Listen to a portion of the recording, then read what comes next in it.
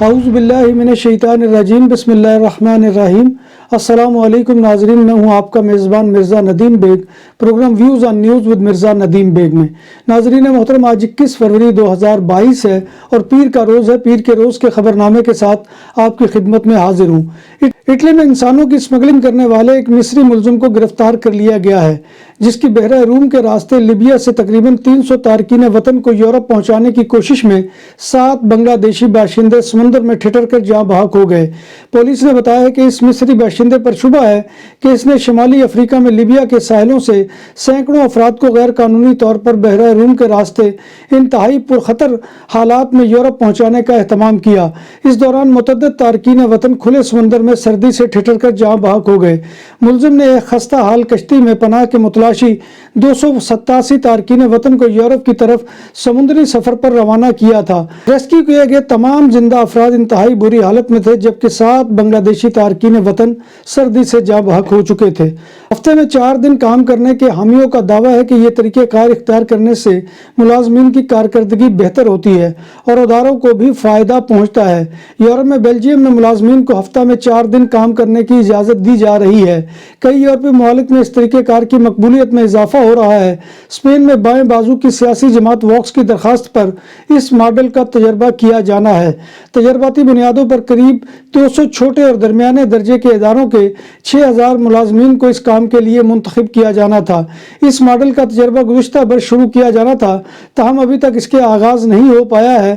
Europe میں Belgium نے ملازمین کو ہفتہ میں 4 دن کام کرنے کی اجازت دے دی ہے۔ کاتالان محکمہ تعلیم کے مطابق اس سال مزید 1475 کورونا وائرس کے مثبت کیسز اسکولوں میں سامنے آئے ہیں، جس کے بعد کورونا سے متاثر ہونے والے محکمہ تعلیم سے وابستہ افراد کی کل تعداد 4,41,090 تک پہنچ گئی ہے۔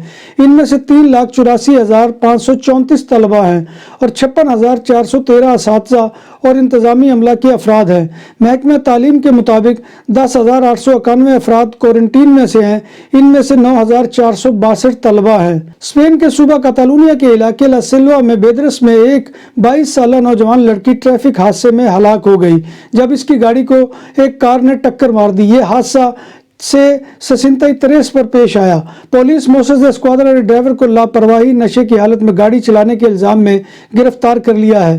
رواں سال کاتالونیا کی شاہراہوں پر 18 افراد ٹریفک حادثات میں ہلاک ہو چکے ہیں۔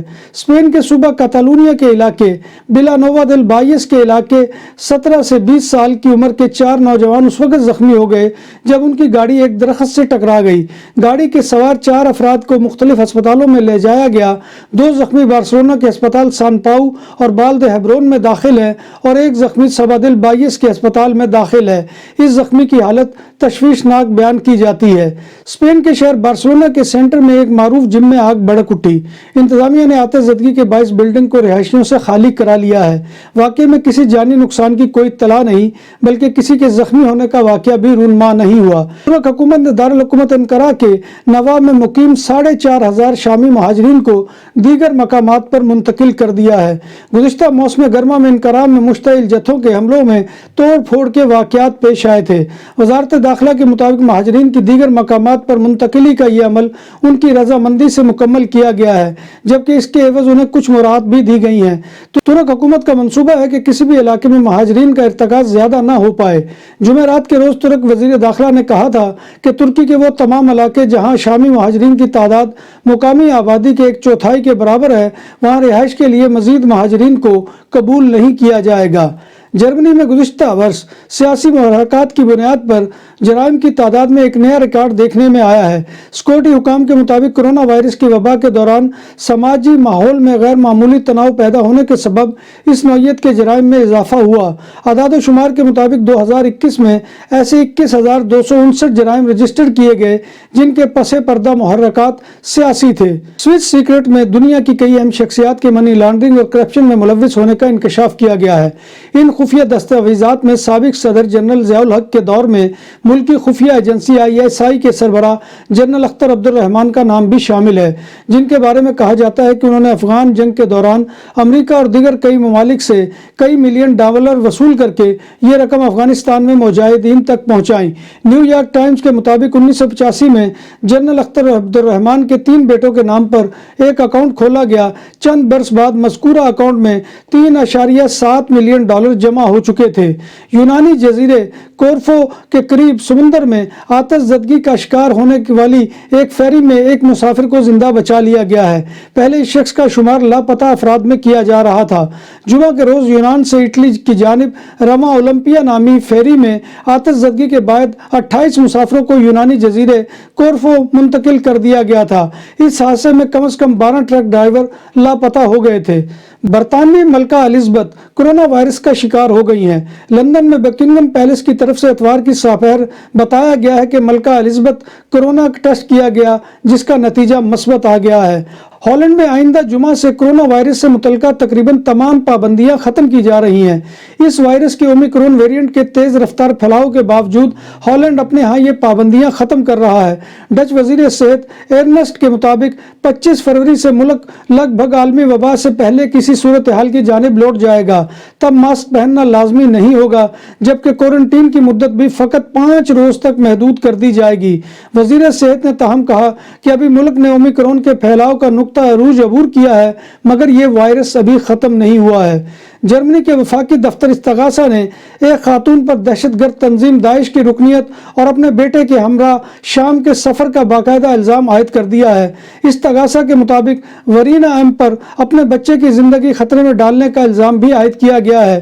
جرمنی میں ذاتی کوائف کے تحفظ کے قواعد کے تحت اس خاتون کا پورا نام ظاہر نہیں کیا گیا ہے۔ جب بات ہو 100% حلال کھانوں کی تو ایک ہی نام، عادل تندوری ریسٹورنٹ۔ بارسلونا میں مہمان نوازی کا پہلا نام عادل تندوری ریسٹورنٹ، بر صغیر کے روایتی حلال کھانوں کا مرکز۔ گرل تندوری روسٹ، چکن اور مٹن ٹکا، سبزیاں اور تڑکے والی دالیں، رس ملائی اور فالودہ۔ قاری عبد الرحمان کی فخریہ پیشکش غریب و امیر کے لیے۔ بارسلونا کے قلب میں واقع عادل تندوری ریسٹورنٹ کا یہ استے نمبر 9 نزد دراسانہ ہاسپٹل بارسلونا۔ یورپ کے بعد طوفان نے برطانیہ میں تباہی مچا دی، جس سے مختلف حادثات میں اموات کی تعداد 9 ہو گئی۔ طوفان کے باعث لندن سمیت انگلینڈ کے مختلف علاقوں میں 4 افراد ہلاک ہوئے۔ جنوبی انگلینڈ میں 196 کلومیٹر فی گھنٹہ کی رفتار سے آندھی چلی، جس کی وجہ سے لوگ پیروں پر بھی نہ سنبھل سکے اور کئی افراد اڑ کر دور جا گرے۔ برطانوی دارالحکومت لندن کے میئر پاکستانی نژاد صادق خان پروٹوکول کے بغیر ہی عاطف اسلم کے کنسرٹ میں پہنچ گئے۔